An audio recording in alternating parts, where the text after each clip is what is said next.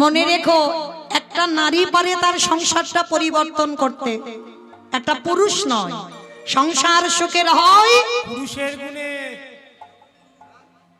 পুরুষের গুণে, রমণীর গুণে। এটা আমার কথা নয়, এটা খনর বচন, তাই না? সংসার সুখের হয় রমণীর গুণে।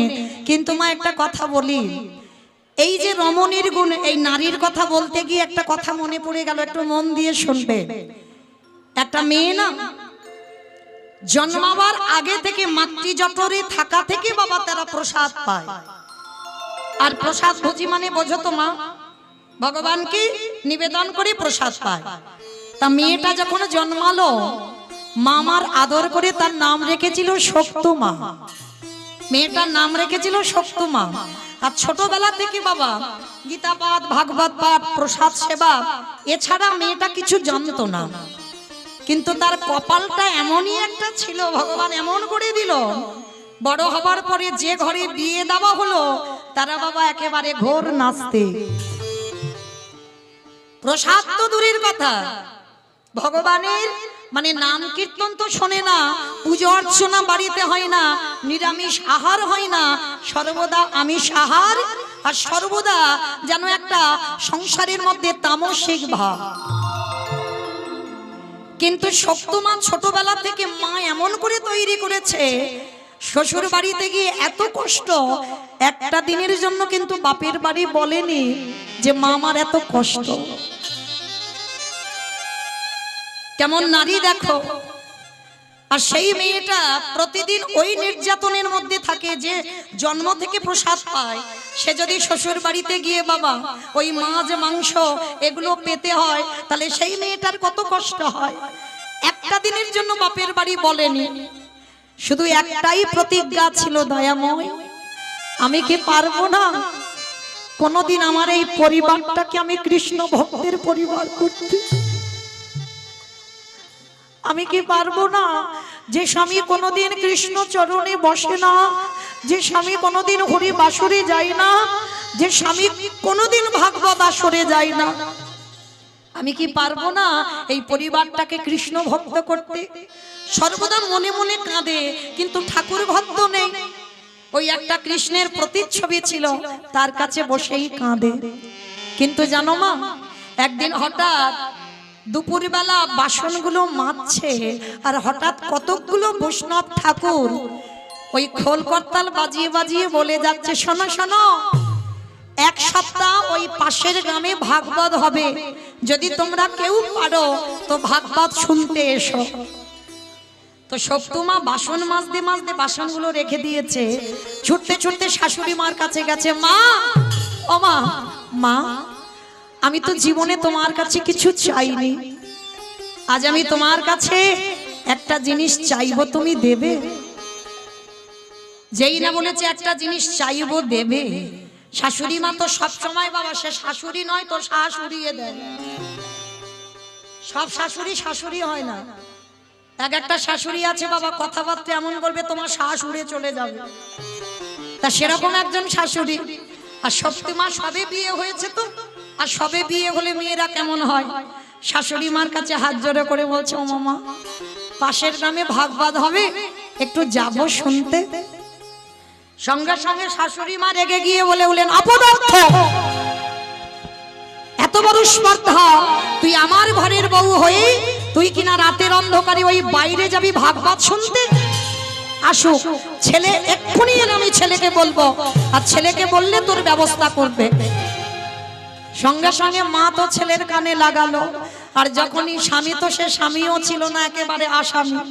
যেই না শুনেছে বউ যাবে ভাগবত শুনতে, সঙ্গে সঙ্গে ওই বেতের বাড়িটা নিয়ে বউকে বেত্রাঘাত, দূর হয়ে যা, বেরিয়ে যা, দূর গিরিধার।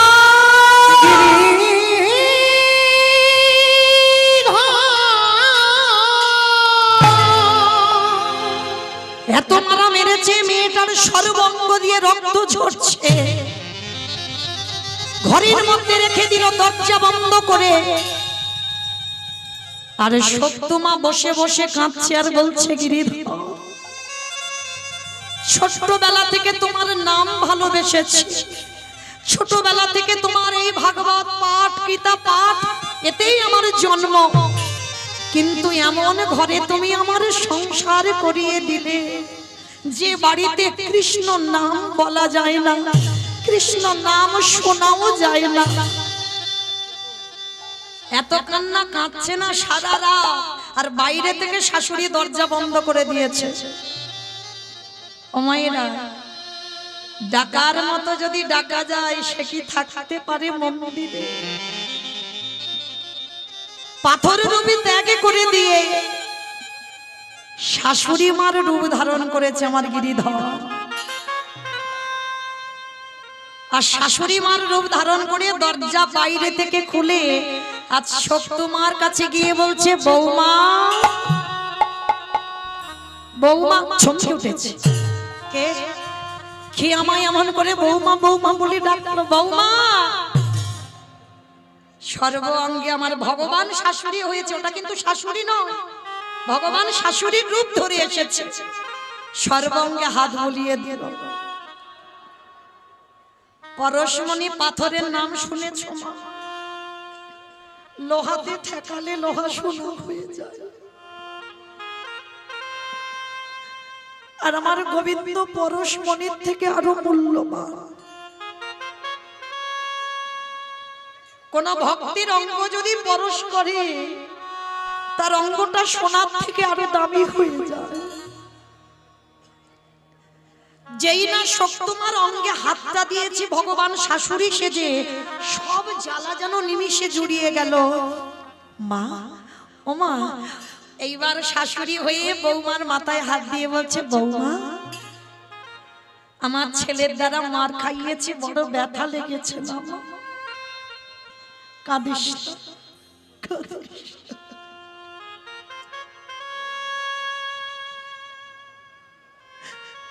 যা, এতক্ষণে আমার ছেলে ঘুমিয়ে পড়েছে, আমি নিজে দরজা খুলে দিচ্ছি, যা তুই একটু ভাগবত শুনে আয়। যেই না ভগবান শাশুড়ি হয়ে বলেছে ভাগবত শুনে আয়, শক্তমা তো চমকে উঠেছে। মা, তুমি আমায় অনুমতি দিচ্ছ আমি ভাগবত শুনতে যাব? হ্যাঁ দিচ্ছি। আমি ভুল করে বলে ফেলেছিলাম ছেলেকে, আর আমি এই ভুল করব না। যা মা, যা তাড়াতাড়ি যা, ছেলে ততক্ষণে ঘুমাচ্ছে, ওর উঠতে উঠতে তুই ততক্ষণে চলে আসবি, যা। শাশুড়ি মার অনুমতি পেয়ে শক্তমা চলে যাচ্ছে। আর শোন শোন বৌমা, ওই ফিরবার সময় আমার জন্য একটু প্রসাদী নিয়ে এসো। শক্তমার মনে আনন্দ, আর ছুটতে ছুটতে ওই যেখানে ভাগবত হচ্ছিল ওই ভাগবত আসরে গেছে। আর যখনই ভাগবত আসরে গেছে, সারা রাত ভাগবত শুনেছে, সারা রাত নিত্য কীর্তন করেছে, আর সকালবেলা প্রসাদীটা নিয়ে বাড়িতে যাবে। আর ওদিকে আসল শাশুড়ির তো ঘুম ভেঙে গেছে ভোরের বেলা। আর ঘুম ভেঙে গিয়ে দেখে না বৌমার দরজা খোলা, আর বাইরের দরজা খোলা, বৌমা গেছে ভাগবত শুনতে। এইবার আছে কোথায়? শাশুড়ি মা তো রেগে বসে আছে দরজার ধারে, ছেলের কানে লাগিয়ে দিল, ছেলেও রেগে বসে আছে, বলে আসুক ওই বৌমা আজকের ঘরে, ওকে সারা জীবনের মতো ঘর থেকে বের করে দেব। আর শক্তমা তো কিছু জানে না গো, সে তো জানে আমার শাশুড়ির অনুমতি নিয়ে এসেছে, কিন্তু শাশুড়ি যে ওটা নয় সেটা শক্তমা জানে না। প্রসাদীটা হাতে করে নিয়ে ছুটতে ছুটতে, আর যেই না দরজাতে পা দিয়েছে শাশুড়ি মা বলে উঠলেন, দাঁড়া, তোর এত বড় স্পর্ধা, তুই আমার অনুমতি না নিয়ে আমার ছেলের আদেশ বিনা তুই গেলি কিনা ওই ভাগবত শুনতে? দেখাচ্ছি মজা তোর, দাঁড়া। মা, এটা তুমি কি বলছো? আমি ঘরে কাঁদছিলাম, তুমি আমার কাছে গিয়ে বললে যে জামা তুই ভাগবত শুনে আয়, তুমি আমার সর্ব অঙ্গে হাত বুলিয়ে দিলে, তুমি আমায় নিজে বললে প্রসাদ নিয়ে আসতে, আমি তো তোমার জন্য প্রসাদ নিয়ে এসেছি। বিশ্বাস করো মা, আমি মিথ্যা বলছি না, তুমি আমার অনুমতি দিয়েছো তারপরে আমি গেছি। তবে রে, এত বড় মিথ্যা কথা, দেখাচ্ছি মজা তোর, দাঁড়া। আবারও সকালবেলা বেতের বাড়ি নিয়ে বৌমাকে বেতটা ঘা, দূর হয়ে যা, বেরিয়ে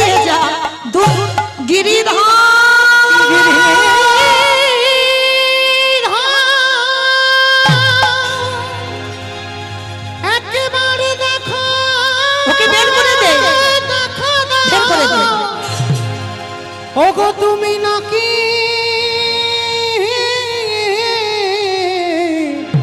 ভক্তে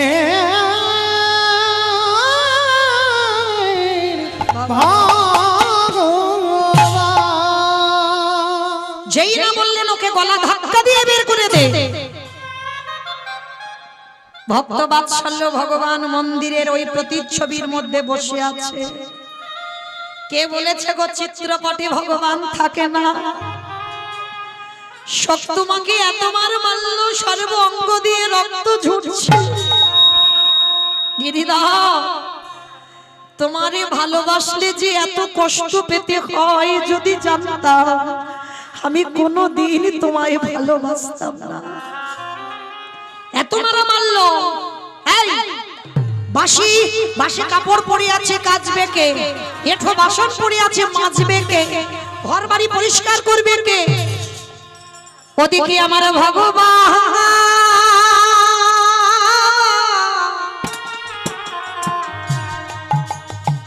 আজ ভক্তের হয়ে নিজে এঠো বাসন মেজে দিল।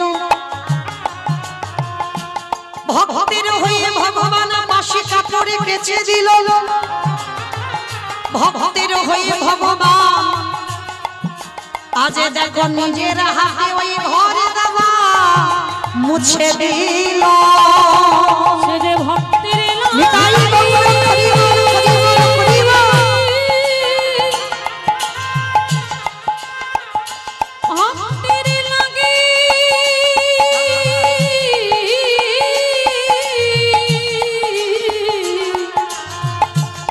ভক্তের লাগে সব করিতে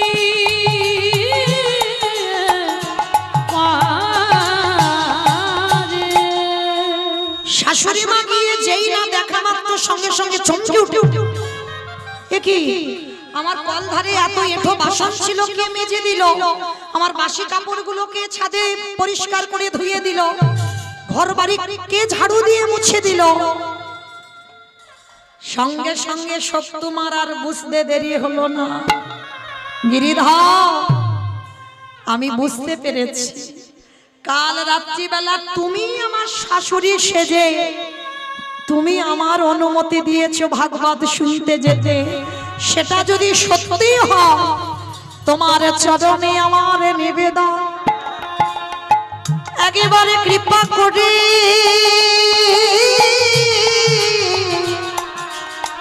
একেবারে করুণা করে তুমি আমার দর্শন দাও হে। ওহে গিরি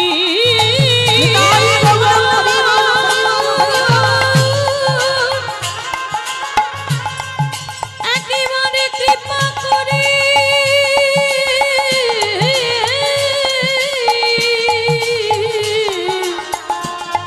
আমায় দর্শন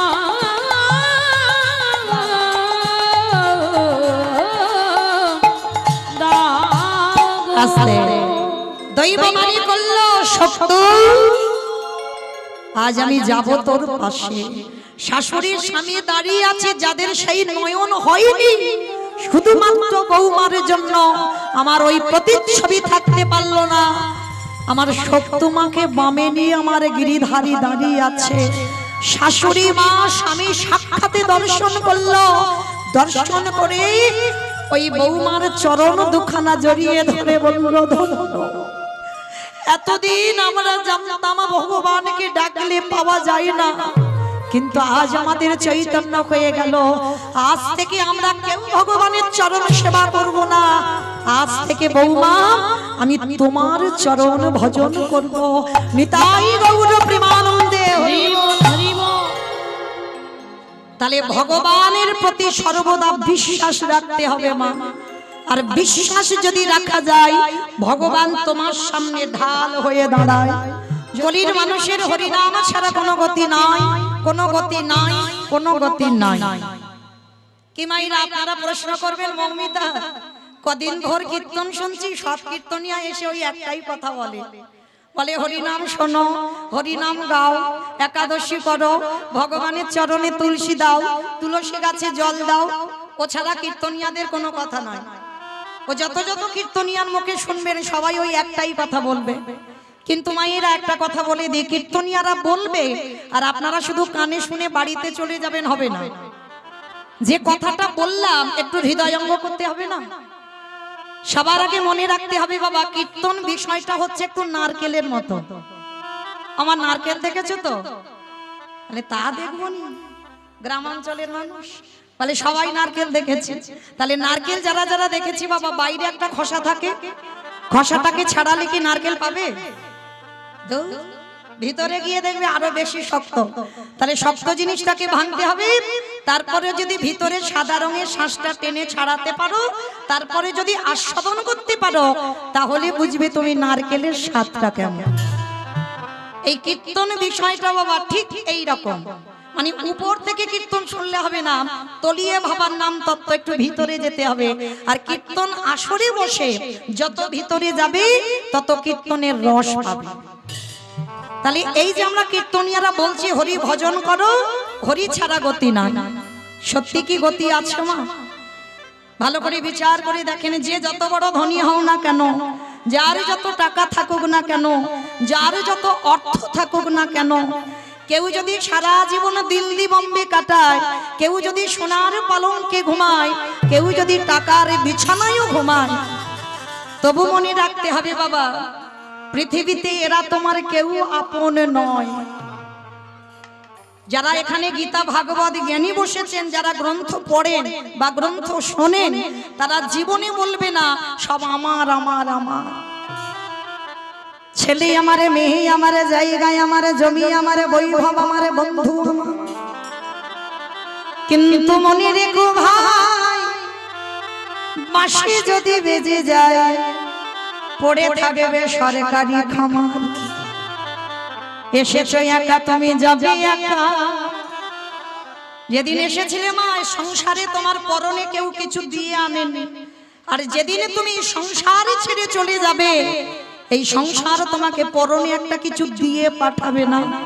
তাহলে এসেছো খালি হাতে, যাবে তুমি খালি হাতে। আলেকজান্ডারের মতো ব্যক্তি বাবা যতদিন বেঁচে ছিল 2 হাত দিয়ে রোজগার করেছে, কিছু অর্থের অভাব ছিল না।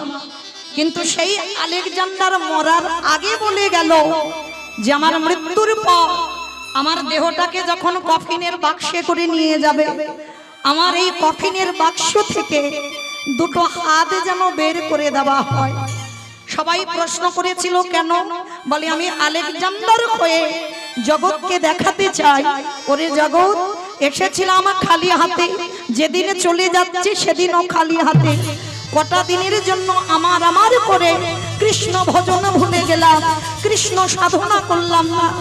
কিন্তু প্রত্যেকে বলে এলাম কৃষ্ণ ভজিবার তরে সংসারে আয়ন, মিছে মায়ায় বদ্ধ হয়ে বৃক্ষ সম হইল। প্রত্যেকে বললাম কৃষ্ণ দাস হব, আর জগতে এসে হলাম মায়ার দাস। কিন্তু মা চরণ ধরে বলে যায় শেষের দিনে আমাদের কেউ সাথী হবে না। যারা যারা এখানে যাদের যাদের দেখছো সব অনিত্য, আজকে তোমার আছে, কালকের অন্য কারোর হবে। তাহলে নিত্য বস্তু যদি থাকতে হয় সেটা হলো আমার গৌর গোবিন্দ চরণ। আর ওই 2টো চরণ ছাড়া পৃথিবীতে তোমার আপন কেউ নয়। তাহলে যা যদি অনিত্য হয়, তাহলে কিসের এত মায়ামোহ সংসার? মনে রেখো ভাই, শেষের দিনে তোমার কর্মফল সাথী হবে। বাবা এই পৃথিবীতে কর্মফল কাউকে ছাড়বে না। না ছেড়েছে মহাভারতে পিতামহ ভীষ্মকে। যে পিতামহ ভীষ্মের ইচ্ছা মৃত্যু ছিল, ভালো করে ভেবে দেখেন, যারা মহাভারত জ্ঞানী, যারা রামায়ণ পড়েন, মহাভারত পড়েন, ভীষ্মের মতো ব্যক্তি 58টা দিন সরসজ্জায়, 1-2 দিন নয়। তাহলে যে ভীষ্ম সারা জীবন ব্রহ্মচর্য পালন করলো, সংসারের থেকেও সংসারের কাদা গায়ে লাগেনি, নিজে সংসার করেনি, কিন্তু বাবা কাঁধে কোলে পিঠে করে ছেলে পুলেদের মানুষ করলো। সেই পিতামহ ভীষ্ম 58টা দিন সরসজ্জায় পড়েছিল। ছেড়েছে বাবা কর্মফল? ছাড়েনি। তাহলে আপনারাই বিচার করে দেখেন, ত্রেতা যুগে রঘুপতি রামচন্দ্রকে সরযূ নদীর জলে প্রাণ ত্যাগ করতে হলো, ভগবান কৃষ্ণচন্দ্রকে 125 বছর বয়সে জরা ব্যাধির তীরে দেহত্যাগ করতে হলো। আমার চৈতন্য মহাপ্রভুকে 48 বছর বয়সে দেহ সম্বরণ করতে হলো। তাহলে এই জগতে সংসারী বাবা ভগবানকে কর্ম ছাড়েনি, আর আপনারা আমরা তো তুচ্ছ, আমাদের ছেড়ে দেবে মনে করেছো? তাহলে শেষের দিনে আমাদের কর্ম যাবে। কতদিন তুমি ধর্ম কাজে যুক্ত আছো, কতদিন তুমি সাধু সঙ্গ করলে, কতদিন গুরু চরণ আশ্রয় করলে, কতদিন যাবত তুমি একাদশীর উপবাস করছো, কতদিন তুমি ওই সনাতন ধর্মের মানুষ হয়ে সনাতন ধর্মটাকে বজায় রাখতে চেয়েছো। এই ভালো ভালো কর্ম আমাদের সাথে যাবে। তবে মা, আমি মৌমিতা, আমার একটা গ্যারান্টি আছে, আর একজন আমাদের সাথী হবে। তবে জানি না আপনাদের উস্তি এলাকায় নিয়ম আছে কিনা, তবে আমার আধার মানিকে নিয়ম আছে। রাধে, কি জানো তো, মানুষের মৃত্যুর পর সাথে কিছু দাও বা না দাও, দুটো জিনিস ভাড়া করতে হয়। বলো তো দুটো জিনিস কি? এক হলো খোল আর এক হলো করতাল। আর পিছনে দেহটাকে নিয়ে যখন বের করবে বলবে না, বলো হরি হরি বল, বলো হরি হরি বল। কি গো মা, তোমাদের এলাকায় হয় তো? এখানেও হয়। তাহলে এই জায়গাটাই বিচার করে দেখেন, লাখ লাখ টাকা খরচা করে দুর্গা পূজা হলো, লাখ লাখ টাকা খরচা করে কালী পুজো হলো, লক্ষ্মী পূজা হলো, এত এত পূজা অর্চনা করে বাবা, পূজা ভালো হয়। আর যেদিন বিসর্জন হয় ধুমধাড়াক্কা ডিজে বাজনা, মানে এমন ডিজে বাজনা বাজে বাবা,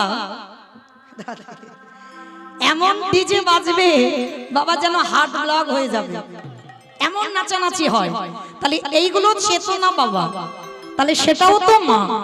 তাহলে মাকে যখন জলে ফেলতে যাচ্ছ, তাহলে বাবা এই জগতের সংসারের শেষের দিনে যেদিন আমরা ঠাকুর বিসর্জনে যাচ্ছি, লরিতে করে ডিজে বাজনা বাজালা, আর যেদিন আমাদের দেহটা বিসর্জন হবে সেদিন কি বাবা লরিতে করে একটা ডিজে বাজালে হতো না, হওয়ালে হতো? তাহলে হওয়াচ্ছি না কেন? এই জায়গায় চৈতন্য মহাপ্রভু শিক্ষা দিলেন, ওরে কলির জি ভালো করে পিছনে চেয়ে দেয়, এলি খালি হাতে যাচ্ছিস খালি হাতে, যতই আমারে আমারে করে মরিস না কেন, শেষের দিনে কেউ তোর সঙ্গী হবে না। তাহলে সাথী হবে কর্মফল, আর কে সাথে যাবে? যাত্রা, নাটক, ফাংশন, থিয়েটার কিছু যাবে না, যাবে কে? এই হরি নামে যাবে।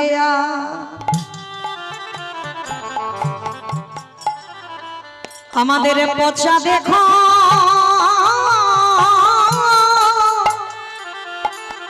দেখো যাবে, যেদিন তুমি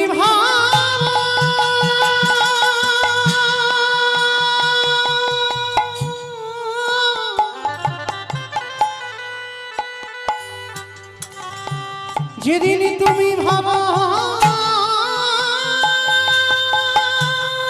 বাবা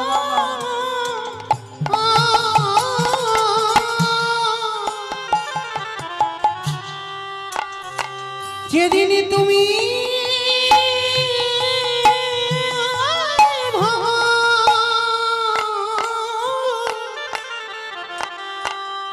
ওই ভাব পাটে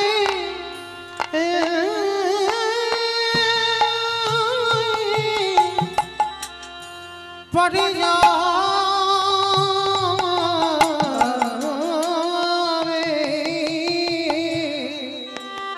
সেই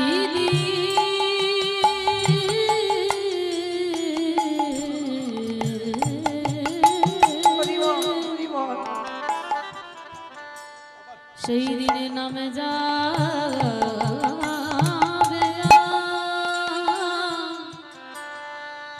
এই পচা দেহ। ও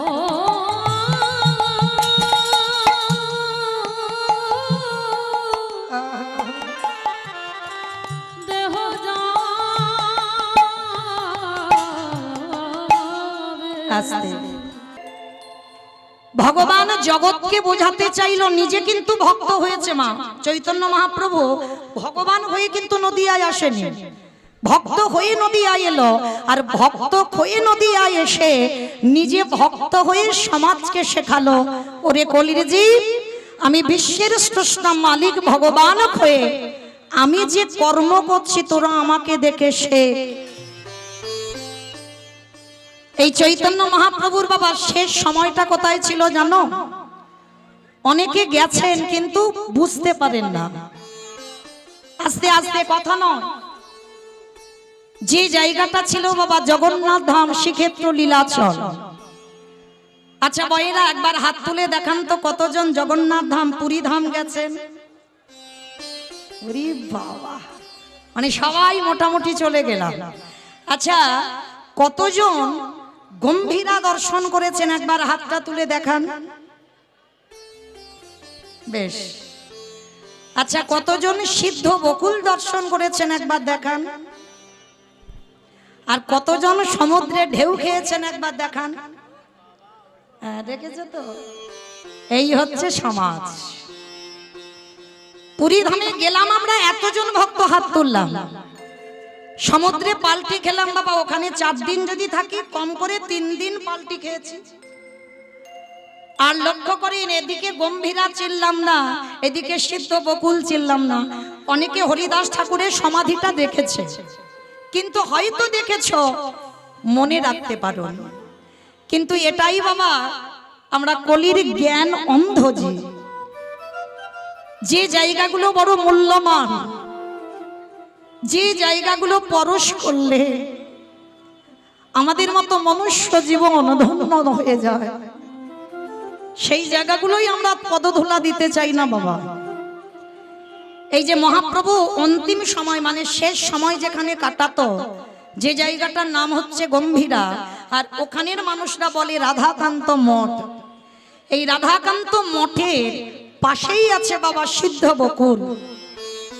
দেখবেন একটা বকুল গাছ, এখনো গিয়ে দেখবেন, পৃথিবী যতদিন থাকবে ততদিন গিয়ে দেখতে পাবে এই সিদ্ধ বকুল গাছ। দেখবে মা গোড়াতে কোনো মাটি নেই, কোনো মাটি নেই, কিন্তু এখনো নতুন করে আবার গাছের ডালপালা জন্মায়, আবার নতুন করে গাছটা যেন বেঁচে ওঠে। কি করে হয়? যে গাছের কোনো গোড়াতে মাটি থাকে না, যে গাছের ভিতরে বাবা কোনো শস্য জাতীয় কোনো বস্তু থাকে না, সে কি করে বাঁচে? কিন্তু আগে তো আমাদের জানতে হবে ওই সিদ্ধ বকুলটার জন্মটা কিভাবে হয়েছে। তারপরে তো এই সিদ্ধ বকুলের জন্ম যেমন তেমন ভাবে হয়নি বাবা।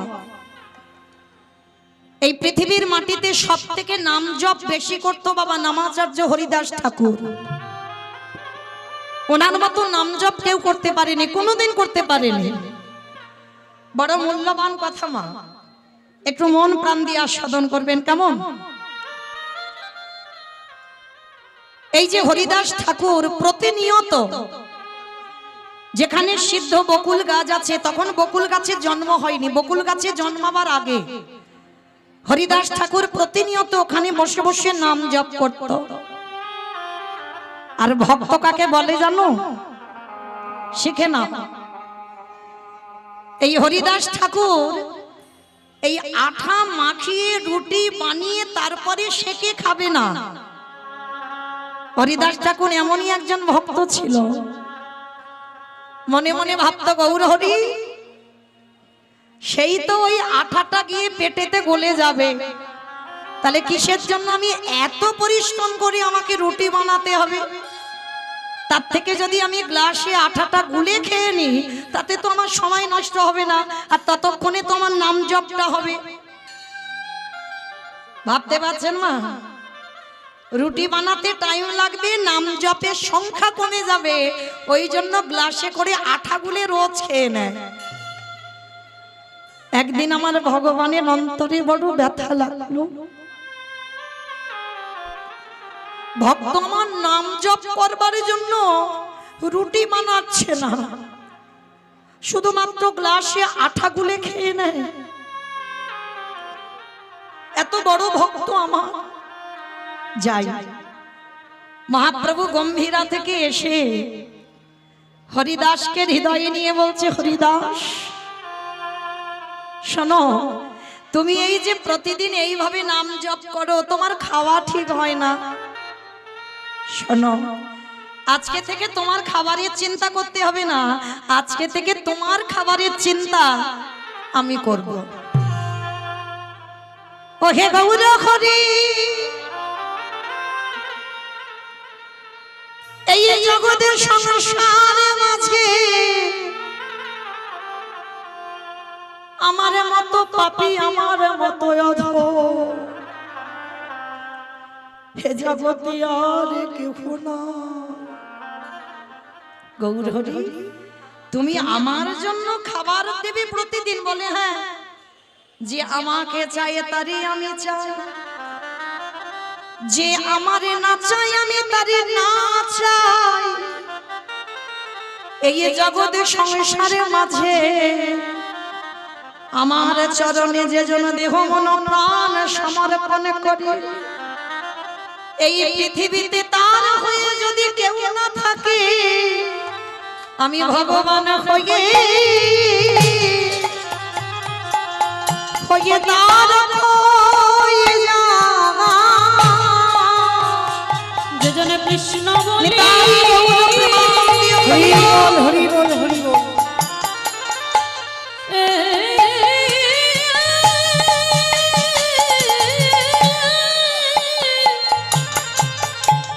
যেজনে কৃষ্ণ বলি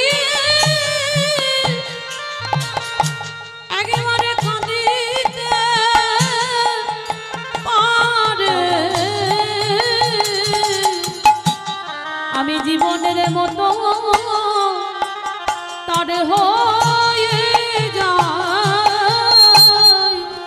তা মহাপ্রভু রোজ ওই গম্ভীরা থেকে মা জগন্নাথের কাছে যায়, আর জগন্নাথের যে সকালবেলার প্রসাদ আমার মহাপ্রভু হাতে করে নিয়ে আমার হরিদাসকে খাইয়ে দিয়ে যায়, এটা নিত্য কর্ম। তো আজকের আমার মহাপ্রভু জগন্নাথের কাছে গেল, আর জগন্নাথের কাছে যেতে কি প্রসাদী পেয়েছে জানো?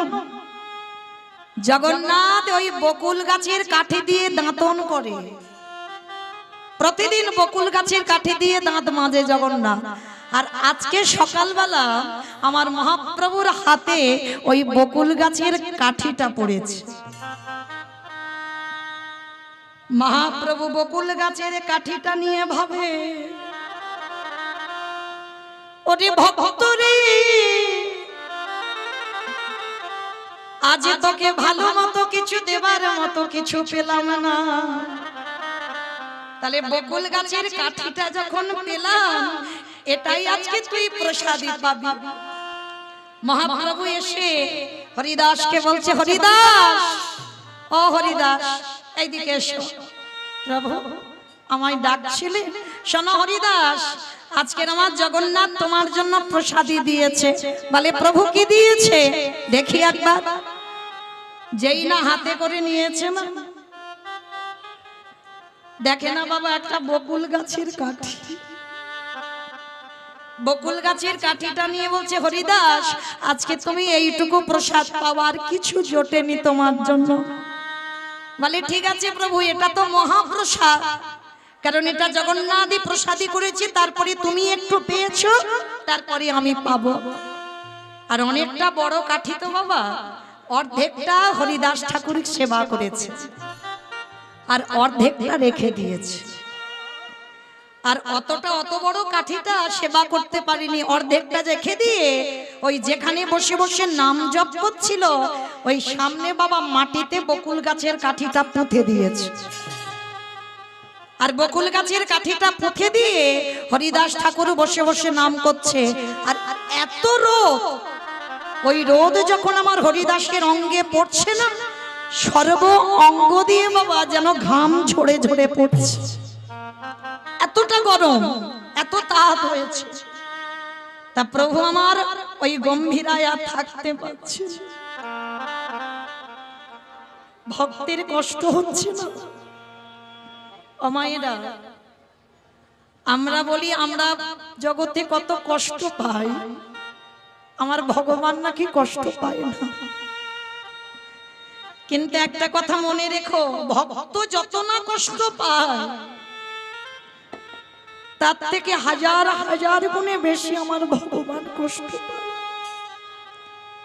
কারণ তিনি ভক্তাধীন, ভক্তির অধীনে থাকেন। প্রতিটা ভক্তির মধ্যে আমার ভগবান বিরাজ করে। তোমার ভগবান এত কষ্ট পাচ্ছে হরিদাসের নাম জপ দেখে, তাই এসে বাবা জগন্নাথ আর থাকতে পারেন। মন্দির থেকে এসে ওই এত রোদে বসে আছে, আমার জগন্নাথে পরশ করেছে। কোথায় গো? ওই যে বকুল গাছের কাঠিটা মাটিতে পুঁতে দিল, ওই যখনই বকুল গাছকে পরশ করলো, সঙ্গে সঙ্গে মা একেবারে ডালপালা গাছ হয়ে একেবারে হরিদাসকে আচ্ছাদন করে আছে। মহাপ্রভু সকালবেলা এসে দেখে না হরিদাস গাছের তলায় বসে। মহাপ্রভু দেখা মাত্র চমকে উঠে, হরিদাস কি? কাল আমি দেখে গেলাম এখানে কোনো গাছ ছিল না, আর আজকে রাতারাতির মধ্যে এত বড় গাছ হয়ে গেল কি করে? হরিদাসের চরণ দুখানা জড়াইয়ে ধরে বলে, গৌরেখে এই যে গাছ দেখছো এটা তো সাধারণ গাছ নয়। আমার মন্দিরের জগন্নাথে কৃপা করে ওই গাছটাকে পরশ করে বকুল গাছ করে দিল, যাতে আমারে ভক্ত যেন কষ্ট না পায়। আজকের হরিদাসকে প্রভু আমার বুকে নিয়ে বলল, ও হরিদাস, এই জগতে অনেক ভক্ত আমার আছে বটে, কিন্তু শোনো শোনো হরিদাস, তোমার মতো করে প্রেমে দিয়ে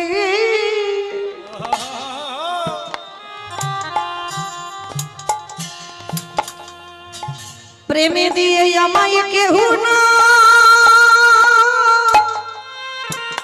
কে না,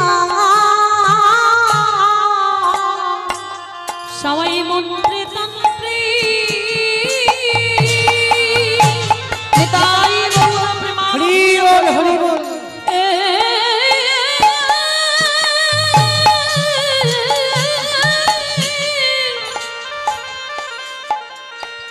সবাই মন্ত্রে তন্ত্রে ডাকে বাটে, কিন্তু তোর মতো এমন প্রেম দিয়ে না কেউ ডাকে না। সেই হরিদাসের যখন যাবার সময় হলো, হরিদাস বললেন, গৌরেখে ইমান আমায় তুমি বিদায় দাও, চিরজনমের মতো তোমার চরণে ছেড়ে আমি যেতে চাই। আস্তে ও মায়েরা, যদি ভগবানকে কোনোদিন ভালোবাসো, এইভাবে ভালোবাসো, তুমি ভগবানকে ছেড়ে চলে যাবে, কিন্তু আমার ভগবান কোনোদিন ভক্তকে ছেড়ে যায়। আর যদি কোনোদিন ভগবানের কাছে কিছু চাইবার থাকে, আমি অধম বাবা, আমি ভজনেরও কিছু বুঝি না, যদি কোনোদিন কিছু চাইবার থাকে ভগবানের কাছে, একটাই বস্তু চাইবে। কি চাইবে জানো? বিজয় সরকার একটা গান লিখেছে বাবা, এই বিজয় সরকারের গানের ভাষাগুলো একটু শ্রবণ করবেন। তোমার নামে নীতি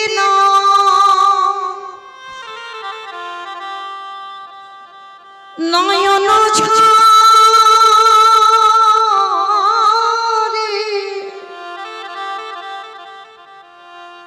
প্রেম মননা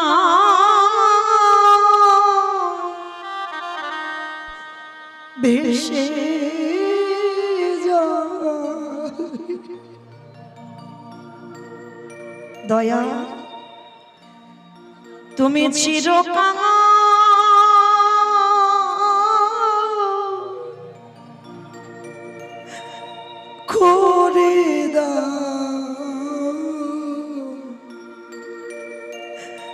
করে দাও ধরা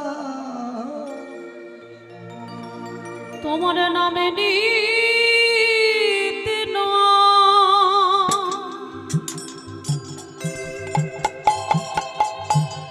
নয়ন ঝরে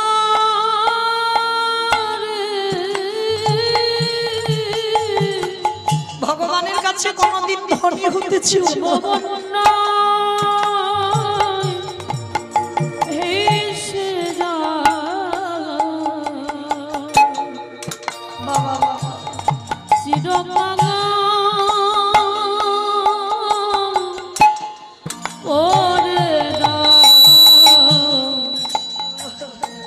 ওরে দাও ধরা মায়েরা এই ভাষাটা একটু শ্রবণ করবেন। বিজয় সরকার কি বলছে, আবার যদি আসি দয়া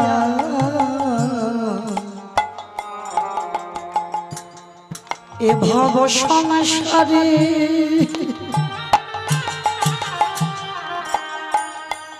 যেন কৃষ্ণ ভক্ত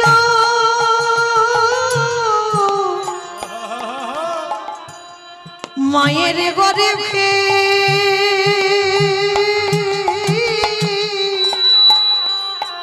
জনম দিও মোরে।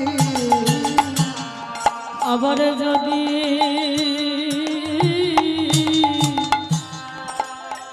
আসি দয়া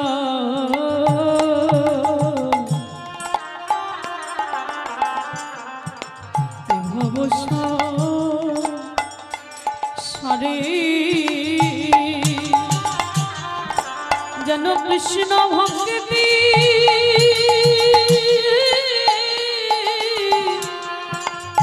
মায়ের গর্ভে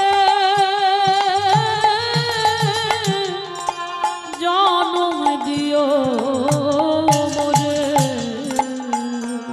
অগমছি হয়ে দয়া নামে সুচি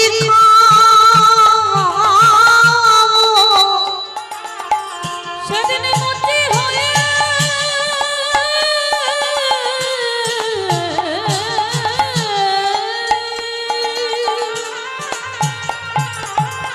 দয়াল মুচি হয়ে আমি সুচি হব আমার মনে যদি অনুরাগী হব চিরকাল